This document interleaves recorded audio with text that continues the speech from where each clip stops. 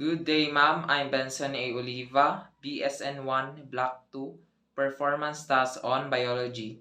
Today, I will be performing a video tutorial about enzymes. In this video, we're going to explore the world of enzymes. So, we'll take a look at what enzymes do and how they work, and then differences between the two main models of enzyme action, namely the lock and key model and the induced fit model.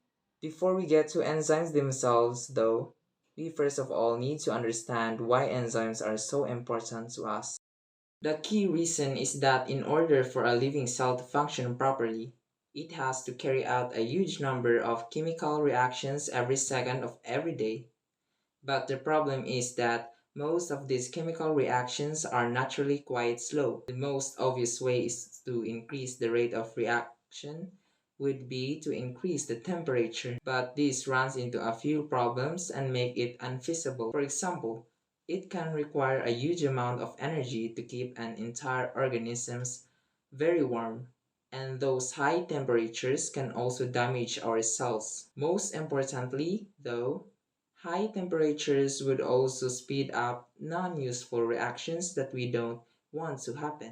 So because of all these problems, a better way to increase the speed of chemical reactions is with a catalyst. We can define a catalyst as a substance that increases the speed of a chemical reaction without being changed or used up in the process. And this last bit of the definition is really important because it means that a catalyst can be used over and over again to catalyze multiple reactions without being used up.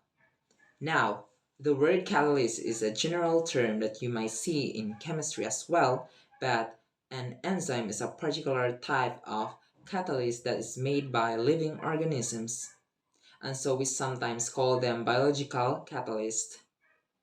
Enzymes themselves are basically just large proteins, so like all proteins, they're made up of long chain of amino acids and, depending on the specific sequence of amino acids in the chain, they can fold up to form different shapes, and each of these shapes would be a unique enzyme that catalyzes a particular chemical reaction. So, now that we know what enzymes are, we need to look at how they work.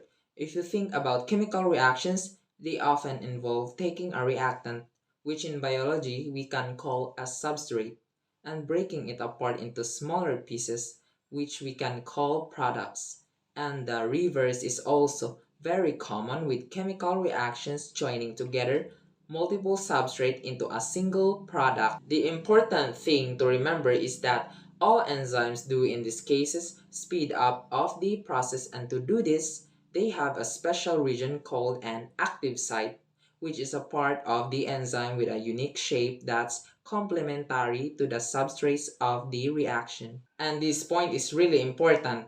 If the substrate doesn't fit the active site of the enzyme, then the reaction won't be catalyzed, and this allows the enzymes to be really specific about which reactions they speed up. The very last thing we discover are the two models of the enzyme action.